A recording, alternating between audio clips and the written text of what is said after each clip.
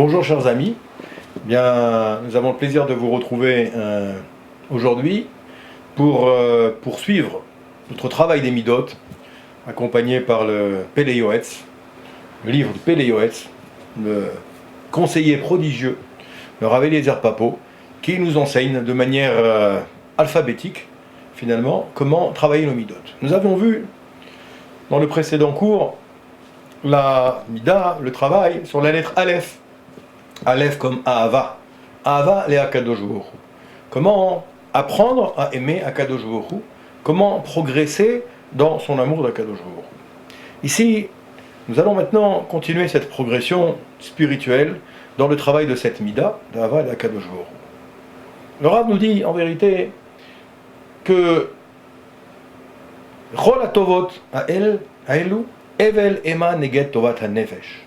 Que maintenant, tous les bienfaits que notre Créateur peut nous procurer, nous prodiguer, ils sont rien par rapport à ce qu'on peut, comment dirais-je, que ce que nous pouvons faire au niveau du travail de notre âme, de notre Neshama. D'accord ? C'est marqué Ismach Israël Ve'osav, que le clan d'Israël, il doit se réjouir de celui qui l'a créé. D'accord ? Asher bachar banu mikol ha'amim venatan lanu Torah emet. Remercier Akadosh Baruch Hu qui nous a choisis parmi les peuples pour nous donner la Torah. Vechaye ola natar betochenu. Et maintenant pour nous donner également une vie qui soit entièrement une vie Torah authentique, qui puisse nous implanter comme ça, nous donner la possibilité d'accéder à une vie éternelle finalement.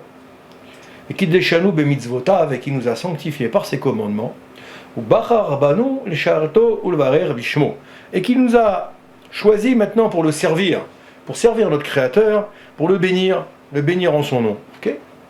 Et bien entendu, ici, le Rav nous explique que pour progresser dans cette Mida d'Ahava et Akadosh Baruch Hu, eh bien, il faut travailler chaque jour, essayer de penser maintenant tout ce qu'Akadosh Baruch Hu nous a apporté depuis le jour de notre naissance, jusqu'au jour où nous allons quitter ce monde après 120 ans, Bezrat Hashem, eh bien, essayez à chaque seconde, à chaque moment, de méditer, de penser à ce que notre Créateur nous apporte. C'est marqué dans les Pirkei Avot, Yafa Sha'a Achat, Shel Korat Ruach, Ba'olam Haba, Mikol Chaye Olam Hazeh, que en vérité, il mieux vaut ici un petit moment, une petite heure de tranquillité dans le Olam Haba, plutôt que toute une vie dans ce monde-là. Ça veut dire que l'homme doit méditer. L'homme doit méditer en vérité que lorsqu'on agit dans le but de recevoir une récompense, d'accord, et que c'est pas forcément une bonne chose. Il faut essayer de travailler pour arriver à faire en sorte que tout ce qu'on fait, on le fait les Shem Shamaim. Ça veut dire de manière désintéressée. De manière désintéressée. Comme si maintenant on veut faire plaisir, quelqu'un qui veut faire plaisir à son papa ou à sa maman, sans aucune condition. Je le fais uniquement Be'ahava. Par amour pour toi, je le fais. Ça, c'est ce que nous dit ici le Rav. Il faut essayer de travailler pour arriver à cette dimension, comme si maintenant on servait un roi, tout simplement pour lui faire plaisir. C'est une manière également de progresser dans son travail de Ahavat et Akadosh Baruch Hu. C'est marqué également Yafa Sha'achat Shel Toat Ma'asim Tovim Ba'olam Hazeh Mikol Chaye Olam Haba. Donc à l'inverse de ce qu'on a dit tout à l'heure, on va voir que une heure de Torah et de bonnes actions dans ce monde, ça vaut mieux que toute la vie dans le monde futur.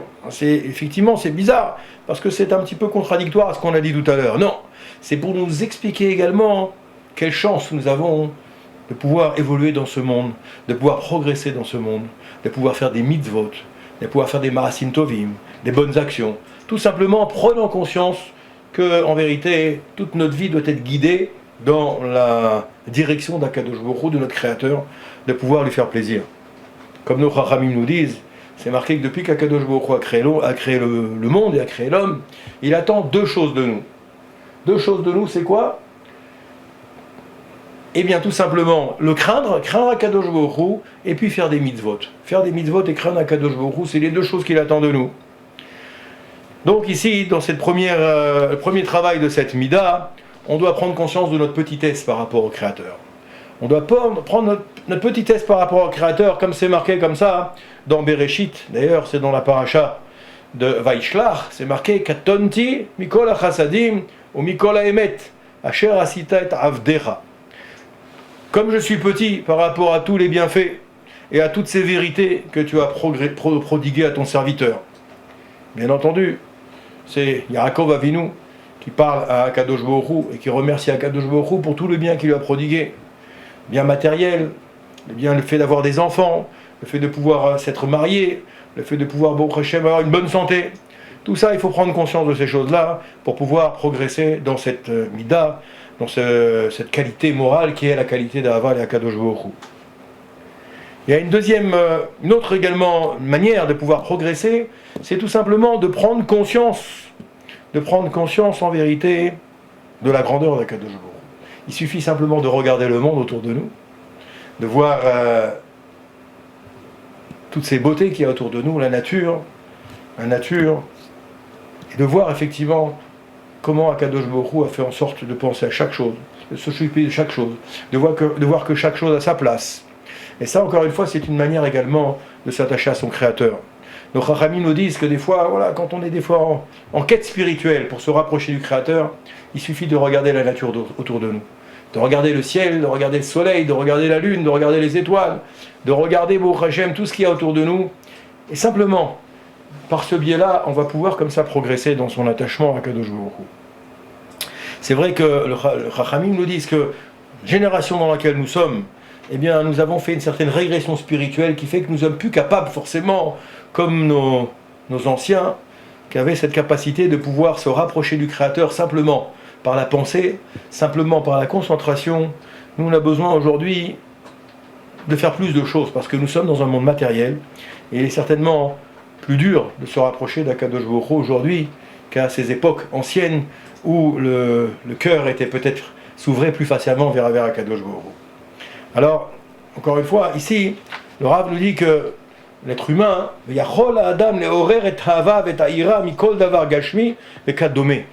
dit l'homme maintenant, il peut susciter en lui de l'amour et de la crainte d'Akadosh Baruch Hu avec des choses matérielles des fois.